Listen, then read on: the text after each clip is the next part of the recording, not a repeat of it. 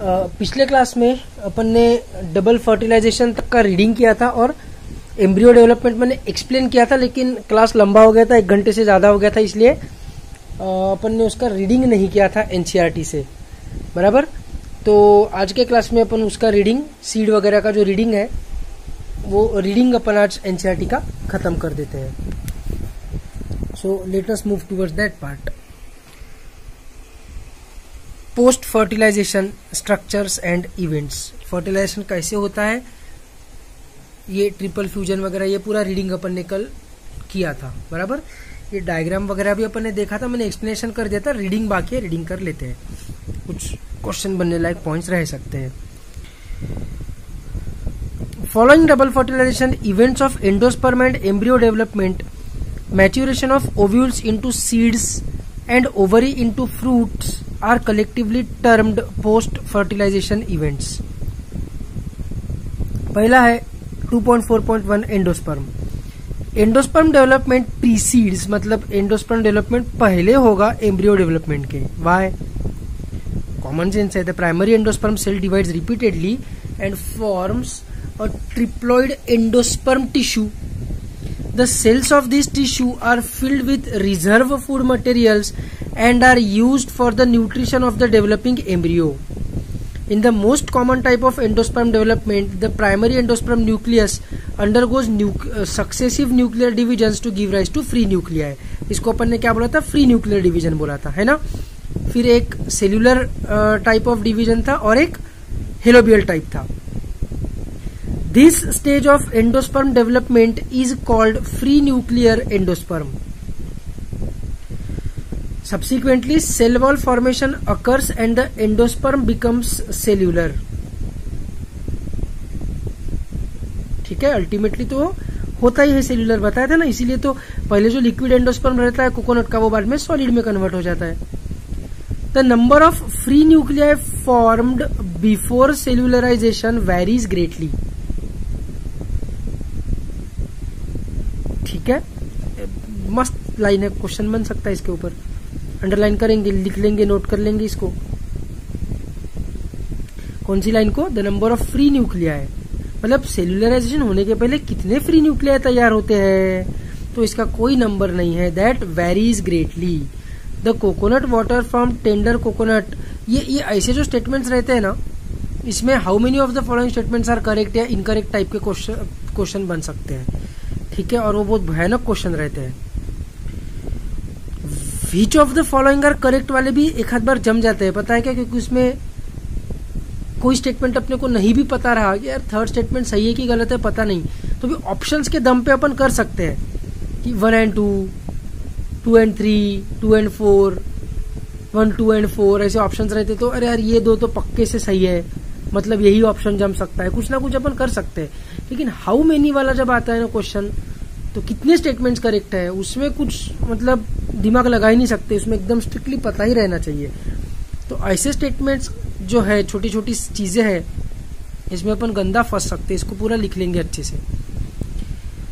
The coconut water from tender coconut, that, देखो tender coconut video में बताया था ना कि लोग वो कोकोनट की अलग स्पीशीज समझते हैं, उसको अलग स्पीशीज नहीं है वो, ठीक है।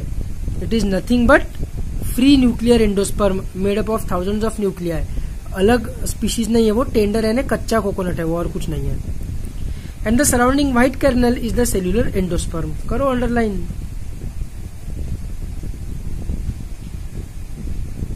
एंडोस्पर्म में either be completely consumed by the developing embryo. अरे यार ये तुमको बताया नहीं मैंने, एक बार हल्का छोटा सा बता रहे थे एकदम पट से, कोई ज्यादा मुश्किल बात नहीं है। देखो, अगर अपन ट्रिप के लिए जा रहे हैं ट्रेन में बैठकर कहीं तो भी, हिमाचल प्रदेश या केरला कहीं तो भी घूमने फिरने जा रहे हैं अपन, बढ़िया एकदम दूर, तो 2 प्रकार के लोग होते हैं।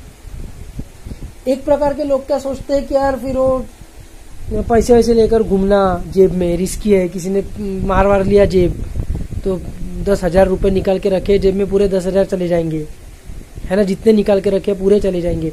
उससे अच्छा अपन जेब में 500-600 रुपये रखते हैं अभी, जैसे जैसे जरूरत पड़ेगी, एटीएम तो मिलते ही यार हर जगह, निकालते रहेंगे जब जरूरत पड़ेगी तब, या पेटीएम कर देंगे, ऐसा सोचते हैं। कुछ लोग सोचते हैं कि क्या भरोसा नेटवर्क होगा कि नहीं होगा, गाँव वाँव में जाएंगे अपन, कहीं हो सकता है एटीएम ही ना मिले। ताड़ोबा में है ये प्रॉब्लम, ताड़ोबा में एटीएम ही नहीं है कहीं पर और नेट भी नहीं रहता वहाँ पर कि अपन पेटीएम वगैरह भी नहीं कर सकते। टेंशन वाला काम है ताड़ोबा का, तो ऐसा कभी हो सकता है। ठीक है, तो लोग सोचते हैं कि अपन पहले ही निकाल के रख देते हैं बैंक अकाउंट में से, एटीएम में से निकाल कर अपने वॉलेट में रख देते हैं, अपन टेंशन नहीं रहेगा। दो अलग अलग प्रकार के लोग हैं। बस वैसे ही सीड्स का भी है। कुछ सीड्स क्या करते हैं, एंडोस्पर्म में जो भी एनर्जी स्टोर है उस एनर्जी को पूरा निकाल के कॉटिलिडॉन्स में स्टोर करके रख देते हैं, तो उनका एंडोस्पर्म हो जाता है गायब। कुछ सीड्स होती है जो एंडोस्पर्म को वैसे ही रहने देते हैं, जैसे जैसे जरूरत पड़ती है एनर्जी की वैसे वैसे एंडोस्पर्म में से एनर्जी लेते रहेंगे, न्यूट्रिशन लेते रहेंगे, एनर्जी मतलब।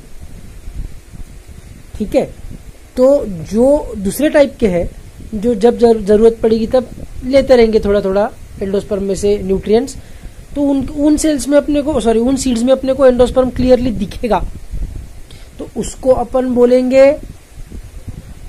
Endospermic seed. और दूसरे प्रकार के जो सीड्स है जो एंडोस्पर्म में स्टोर न्यूट्रिएंट्स को पहले ही एब्जॉर्ब कर लेंगे और कॉटिलिडॉन्स के फॉर्म में स्टोर कर लेंगे, उसको बोलेंगे नॉन एंडोस्पर्मिक या x albuminous seeds. Non endospermic मतलब ये मतलब नहीं निकालना है उसका कि उसमें एंडोस्पर्म है ही नहीं, था उसमें एंडोस्पर्म, उसके न्यूट्रिएंट्स को यूज निकाल कर पहले ही कॉटिलिडॉन्स के फॉर्म में स्टोर करके रख दिया है, ऐसा मतलब है, और कुछ नहीं है। ठीक है, ऐसा मत सोचना कि उसमें एंडोस्पर्म बनता ही नहीं, नो नो नो, ऐसा बिल्कुल नहीं है, बिल्कुल बनेगा, 100% बनेगा। ठीक है, तो इसको अपन पटापट रीड करते हैं। कहां पर है अपन, हाँ, एंडोस्पर्म में either be completely consumed by the developing embryo, है ना, completely consumed by the developing embryo मतलब एटीएम में से पैसे पूरे निकाल के जेब में रख दिए, उसको पहले यूज कर लिया उसके न्यूट्रिएंट्स को, एग्जांपल पी, ग्राउंडनट, बीन्स। ठीक है, डाइकॉट्स। बिफोर सीड मैच्योरेशन और it may persist in the mature seed, example castor and coconut. तो ये क्या हो गए, ये हो गए एक्स एल्ब्यूमिनस या नॉन एंडोस्पर्मिक, और ये हो गए एंडोस्पर्मिक या albuminous. And be used up during seed germination. उल्टा नहीं बोला ना मैंने, कंप्लीटली कंज्यूम्ड, हाँ, ये एक्स एल्ब्यूमिनस नॉन एंडोस्पर्मिक और ये endospermic. Split open some seeds of castor, peas, beans, groundnut. इतना तो पहले उन्होंने बता ही दिया है कि एंडोस्पर्मिक है कि नॉन एंडोस्पर्मिक है। Fruit of coconut and look for the endosperm in each case. Find out whether the endosperm is persistent in cereals that is wheat, rice and maize. Embryo, ये एज यूजुअल अपने को ढूंढना है, this will be your assignment. क्या बताओ, अब पता है मेरे को तुम क्या करने वाले हो, गूगल ही करने वाले हो अल्टीमेटली, है ना। तो ठीक है, कोई इशू नहीं है, करो, लेकिन नहीं मिला अगर, वैसे मिल ही जाएगा, न मिलने को क्या हुआ, या कुछ अगर टेंशन आए तो मेरे को पूछो। ठीक है, this will be your assignment कि इतना ढूंढ लो, जैसे अपन ने वो एजेस ढूंढ लेते पैरट के वगैरह, है ना, रिप्रोडक्शन इन ऑर्गेनिजम्स में, ऐसा ढूंढ लो, क्योंकि एनसीईआरटी ने मेंशन किया है ना, तो अपने को पता रहना चाहिए। ठीक है, embryo.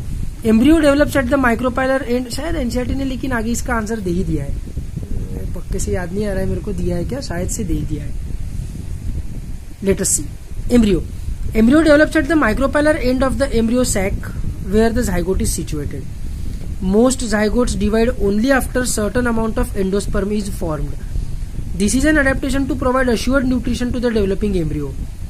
Though the seeds differ greatly, the early stages of embryo development, that is embryogeny, embryo तैयार होना, embryogeny, are similar in both monocots and dicots. Figure 2.13 depicts the stages of embryogeny in a dicotyledonous embryo. The zygote gives rise to the proembryo and subsequently to the globular, heart-shaped and mature embryo. A typical dicotyledonous embryo consists of an embryonal axis and two cotyledons. The portion of embryonal axis above the level of cotyledons. यार level word इतना important है ना, क्या लिखते हैं पता है क्या बच्चे, the portion of embryo above the cotyledons, ऐसा लिखते हैं यार, अबव द कॉटिलिडॉन्स नहीं, above the level of cotyledons, जहां से कॉटिलिडॉन्स तैयार हो रहे हैं मैंने वो डायग्राम बनाया था ना एक चने की सीढ़ी को खोलने वाला कल के वीडियो में, लेवल, उसमें भी मैंने लेवल लिखा था। लेवल वर्ड भयानक इंपॉर्टेंट है, पूरा मीनिंग चेंज हो जाता है। अबव द कॉटिलिडॉन्स नहीं लिखना, above the level of cotyledons, ठीक है, is the epicotyl which terminates with the plumule or stem tip. The cylindrical portion below the level of cotyledons is hypocotyl that terminates at its lower end in the radical or root tip. The root tip is covered with a root cap. Embryos of monocotyledons possess only one cotyledon. We know that this is not true. 2 cotyledons रहते हैं उनमें, लेकिन एक बहुत reduce हो जाता है ना। ये जो रिड्यूस हो जाता है इसको अपन बोलते हैं एपीब्लास्ट, और ये जो एक्चुअल में बड़ा दिखता है इसको बोलते हैं स्क्यूटेलम, ठीक है। In the grass family, the cotyledon is called scutellum, that is situated towards one side, that is lateral of the embryonal axis. At its lower end, the embryonal axis has the radical and root cap enclosed in an undifferentiated sheath called coleorhiza. Radicle and root cap is enclosed. वैसे diagram से तो समझता ही है, anti ने बोला भी है कि कोलियोराइजा सबसे बाहर रहेगा, रेडिकल को भी कवर करेगा, रूट कैप को भी कवर करेगा। इसके ऊपर भी how many of the following statements are correct वाला मस्त क्वेश्चन बन सकता है, लिख लेंगे इसको तुरंत। The portion of the embryonal axis above the level of attachment of scutellum is the epicotyl. Above the level of attachment of scutellum, देखो कैसा क्लियर कट बोला हुआ है, लेवल वर्ड बहुत इंपॉर्टेंट है। Above the level of attachment of scutellum, ये scutellum है, यहाँ पर अटैच हो रहा है, इस लेवल के ऊपर वाला पोर्शन इज एपिकॉटिल और इस रीजन के नीचे वाला portion is हाइपोकॉटिल।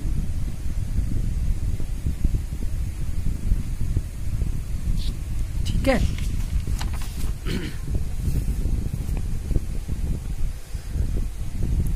Epicotyl has a shoot apex and a few leaf primordia enclosed in a hollow foliar structure.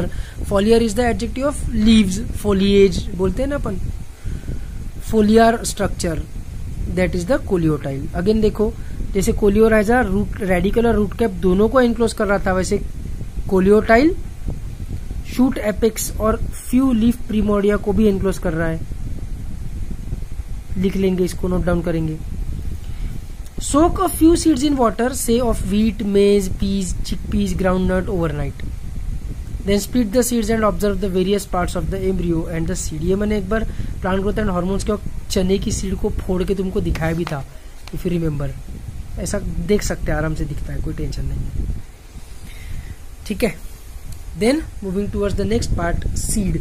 अब सीड ऐसा मैंने एज अ टॉपिक कवर नहीं किया है, लेकिन अब अपन ने पढ़ तो लिया ही है मैक्सिमम चीजें, तो इसको अपन रीड कर लेते हैं। इसमें कुछ ऐसा अलग तो नहीं आएगा, आई डोंट थिंक कुछ न समझने लायक आएगा, इसको अपन रीड कर लेते हैं अभी। In angiosperm the seed is the final product of sexual reproduction. It is often described as a fertilized ovule. Seeds are formed inside fruits. A seed typically consist of seed coat, bracket में S लिखा है तो quotes हो जाएगा। इसका मतलब क्या है कि कुछ कुछ सीड्स में एक ही सीड कोट रहेगा, कुछ कुछ सीड्स में 2 सीड कोट्स रहेंगे। बाहर वाला टेस्टा, अंदर वाला टेगमेन, है ना। टेस्टा जो बना है वो आउटर इंटेग्यूमेंट से बना है और टेगमेन जो है वो इनर इंटेग्यूमेंट से बना है। पर अगर यहाँ पर एनसीईआरटी ने सीड कोट लिखा है सिर्फ, मतलब कुछ कुछ सीड्स में सिर्फ एक ही कोट है, इसका मतलब some ovules in the ovules of some species only one integument will be formed. ऐसे ओव्यूल्स को यूनिटेगमिक ओव्यूल्स बोलते हैं। ठीक है, कॉटिलिडॉन और कॉटिलिडॉन्स ये तो ठीक है, dicot, monocot. And an embryo axis. The cotyledons of the embryo are simple structures generally thick and swollen due to storage of food reserves as in legumes. Mature seeds में भी non albuminous और albuminous. Non albuminous seeds have no residual endosperm as it is completely consumed during embryo development. Example, pea, groundnut. Albuminous seeds retain a part of endosperm as it is not completely used up during embryo development. Example, wheat, maize, barley, castor, sunflower. मैंने बोला था ना wheat, maize आगे दिया है करके NCERT ने, है ना। लेकिन मैंने क्या बोला था, शायद मेरे को एकदम 100% याद नहीं आ रहा है क्यों मेरे को 100% याद नहीं आ रहा है? क्योंकि लास्ट टाइम मैंने एनसीईआरटी में से रिप्रोडक्शन इन प्लांट्स जब खोला था, ठीक है, और इसको पढ़ा था, तो कब पढ़ा था? पिछले साल के जो 12th स्टैंडर्ड के स्टूडेंट्स थे उनको जब मैंने पढ़ाया होगा, है ना, तब मैंने इसको रीड किया रहेगा। 1 साल हो गया मेरे को, बीच में मैं क्यों पढ़ूंगा ये चैप्टर, है ना? तो 1 साल बाद पढ़ रहा हूं मैं ये चैप्टर। तो अब ये तो मतलब ये पोर्शन दिया है कि नहीं दिया एनसीईआरटी में, तो काफी बड़ी चीज हो गई ना। फिर भी मेरे को याद नहीं आ रहा था एकदम से, मतलब गारंटी नहीं लग रही थी, पूरा कॉन्फिडेंट नहीं लग रहा था कि एनसीईआरटी में दिया है कि मैंने कहीं और पढ़ा है, ऐसा लग रहा था, है ना। इतनी बड़ी चीज होने के बावजूद तुम मेरे को बताओ, ये इतनी छोटी छोटी चीजें याद रहेगी क्या 1 साल के बाद, कि रेडिकल और रूट कैप को भी एनक्लोज करता है ना। कोलियोटाइल जो है वो शूट एपेक्स के साथ साथ फ्यू लीफ प्रिमोर्डिया को भी कवर करता है, एनक्लोज करता है। तो याद रहेगा क्या? मेरे को तो नहीं रहेगा। I don't know about you people, मेरे को तो नहीं रह सकता इतना छोटी छोटी चीजें 1 साल के बाद याद। और जबकि मैं तो हर साल पढ़ता हूँ, मतलब मैंने कितनी बार अब तक 10-15 बार पढ़ लिया होगा, है ना। तुम लोग तो फर्स्ट टाइम पढ़ रहे हो, तुमको कैसे याद रहेगा? इसलिए बोल रहा हूं ये सब चीजों को अंडरलाइन मत करो। कोई एनसीईआरटी खोल के नहीं देखता है। रजिस्टर बनाओ, नोटबुक बनाओ और उसमें ऐसी चीजें लिखते चलो। That is the only way. मतलब ओनली वे नहीं है, लेकिन वो बेस्ट वे है। इस चीज को लाइटली मत लो, ठीक है। Anyways, occasionally in some seeds such as black pepper and beet, remnants of nucellus are also persistent. अब तुमको जैसे वो एम्ब्रियो सैक बड़ा होने लगता है तो आजू बाजू के न्यूसेलर सेल्स क्या होते हैं ना, क्रश होकर डिस्ट्रॉय होने लगते हैं। पर कुछ कुछ केसेस में, जैसे ब्लैक पेपर, काली मिर्च एंड बीट रूट, ठीक है, बीट रूट यानी तुम जो खाते हो वो वाला नहीं, अपन जो खाते हैं वो रूट है, अंडरग्राउंड पार्ट है उसका। इसके सीड की बात कर रहे हैं जो इसके फ्रूट के अंदर रहेगा। इसका फ्रूट मैंने तो नहीं देखा है, मैंने बीट का पौधा ही नहीं देखा है, तो फ्रूट देखना तो दूर की बात है, ठीक है। तुमने भी देखा है क्या, डोंट नो, लेकिन वो जो बीट खाते हो उसको इमेजिन मत करो। तो इन 2 स्पीशीज में क्या होता है कि न्यूसेलस पूरे तरीके से डिस्ट्रॉय नहीं होता है एम्ब्रियो सैक बड़ा होने के बावजूद भी, और थोड़ा सा वो बच जाता है, परसिस्ट करता है। This residual persistent nucellus is the perisperm. देखो, जो एम्ब्रियो सैक के अंदर है न्यूट्रिशन प्रोवाइड करने वाला टिश्यू, उसको अगर अपन एंडोस्पर्म बोल रहे हैं, तो जो न्यूसेलस के पेरीफेरी में न्यूट्रिशन प्रोवाइड करने वाला टिश्यू है उसको पेरिस्पर्म बोलेंगे। सिंपल, इसमें क्या है ना, easy. Integuments of ovules harden as tough protective seed coats. The micropyle remains as a small pore in the seed coat. ये भी मैंने कल के वीडियो में बताया था कि चने के नीचे अपने को छोटा सा पोर दिखता है, that is nothing but the micropyle, और उसमें से जो स्प्राउटिंग होता है, that sprout is nothing but the root, young root. This facilitates entry of oxygen and water into the seed during germination. As the seed matures, its water content is reduced and seeds become relatively dry. Only 10 to 15% moisture by mass. करो underline, sorry लिखो ये चीज। ये transport in plants के हिसाब से भी आ सकता है, मतलब इम्बिबिशन के पॉइंट ऑफ व्यू से भी, रिप्रोडक्शन इन प्लांट्स के हिसाब से भी आ सकता है, ठीक है। प्लांट ग्रोथ एंड हार्मोन्स के हिसाब से भी आ सकता है, मतलब प्लांट ग्रोथ वाले पोर्शन के हिसाब से। The general metabolic activity of the embryo slows down. The embryo may enter a state of inactivity called dormancy. ठीक है, dormancy. Or if favorable conditions are available, that is adequate moisture, oxygen, suitable temperature, they germinate. Actually यहाँ पर dormancy word नहीं होना चाहिए, यहाँ पर word होना चाहिए क्विसेंस. डॉर्मेंसी का मतलब है कि उस एम्ब्रियो में कुछ फॉल्ट है genetically,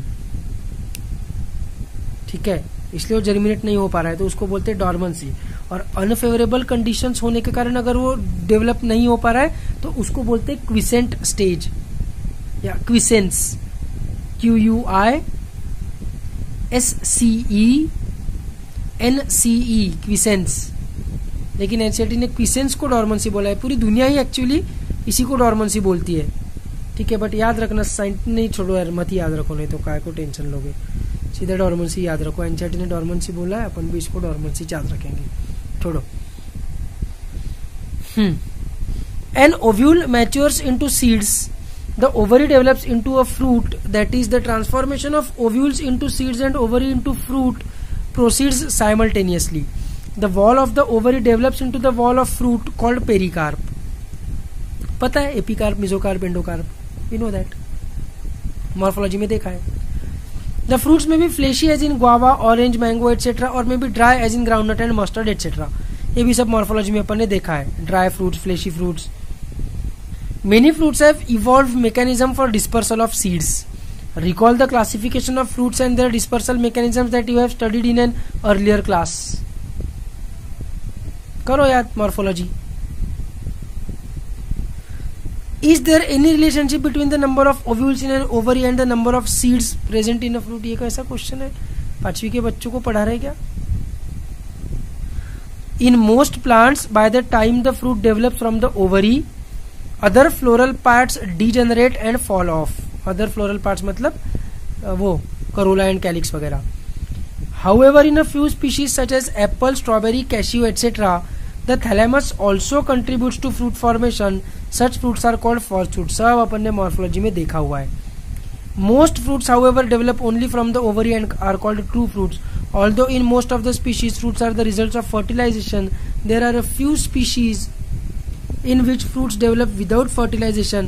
Such fruits are called parthenocarpic fruits. Banana is one such example.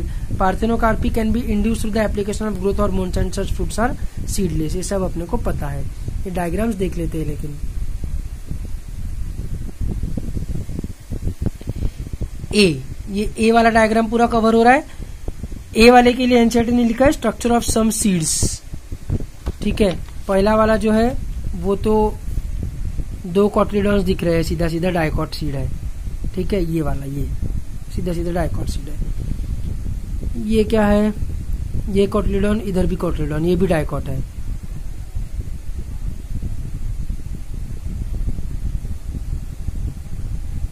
ठीक है, इधर इसी को अपन ऐसा करके देख रहे हैं, ऐसा करके। ठीक है, इसमें भी कुछ नहीं है। इधर seed coat, cotyledon, shoot, apical meristem, hypocotyl, root tip, endosperm.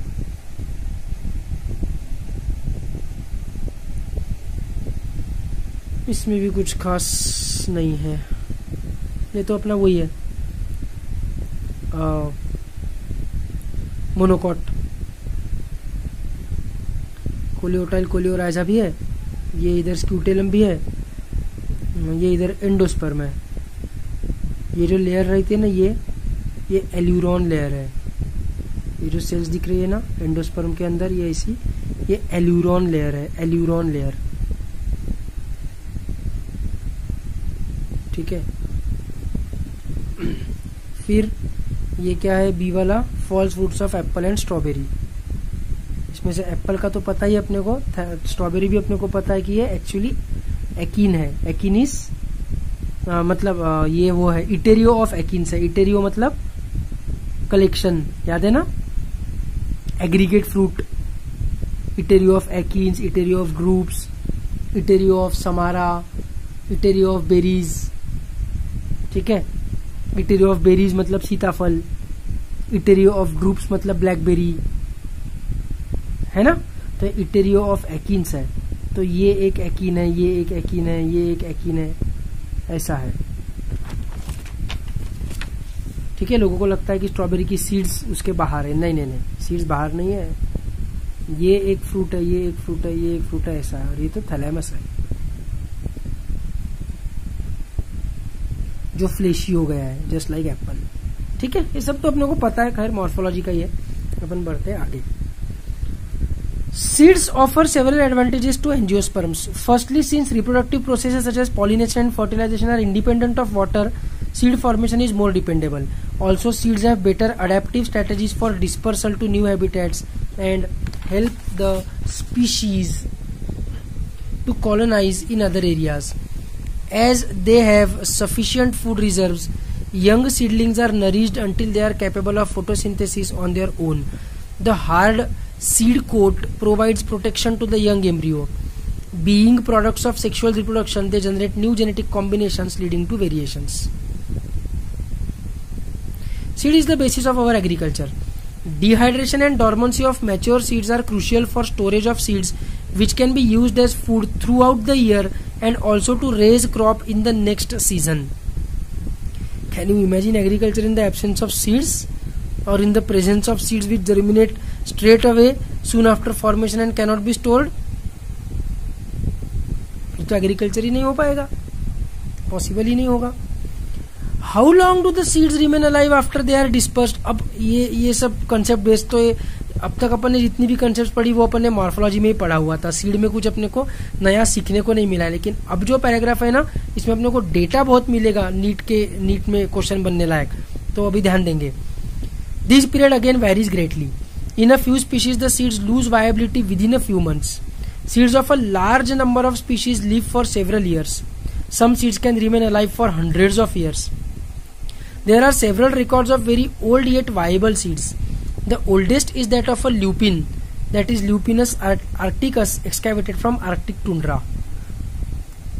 Permafrost, हमेशा ठंडी रहती है, वहां पर बर्फ रहता है, इसलिए उसको आर्कटिक, मतलब उसको टुंड्रा रीजन है वो, इसलिए उसको परमाफ्रॉस्ट बोलते हैं. तो वहां से मिला है, इसलिए स्पीशीज का नाम है आर्कटिकस. ठीक है. लुपिन याद है ना?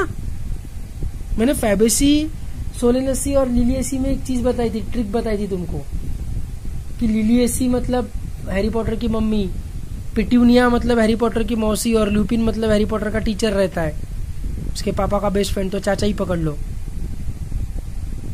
है ना. हर एक फैमिली में एक एक था हैरी पॉटर वाला कैरेक्टर. याद करो ल्यूपिन किस में था. तो ये ल्यूपिन वर्ड तुमने सुना हुआ है, नया नहीं है तुम्हारे लिए. The seed germinated and flowered after an estimated record of 10,000 years of dormancy. लिखो ये सब, सिर्फ याद मत करो, मतलब याद भी करो कहाँ देखा था अपन ने, और लिख भी लो इसको. ये 10,000 ईयर्स, आर्कटिक टुंड्रा, बड़ा क्वेश्चन बन सकते इसके ऊपर. A recent record of 2,000 years old viable seed is of the date palm, Phoenix dactylifera, discovered during the archaeological excavation at King Herod's palace near the Dead Sea. ठीक है. King Herod के ऊपर वगैरह question नहीं आना चाहिए NEET में. कोई होगा कोई किंग इजराइल का, अपने को क्या करने का है उससे.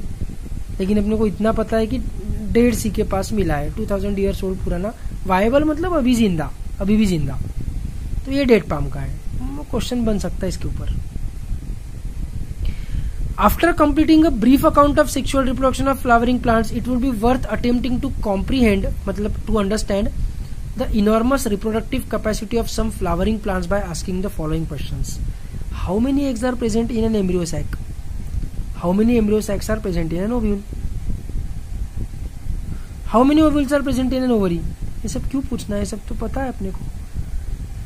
How many ovaries are present in a typical flower? How many flowers are present on a tree, and so on.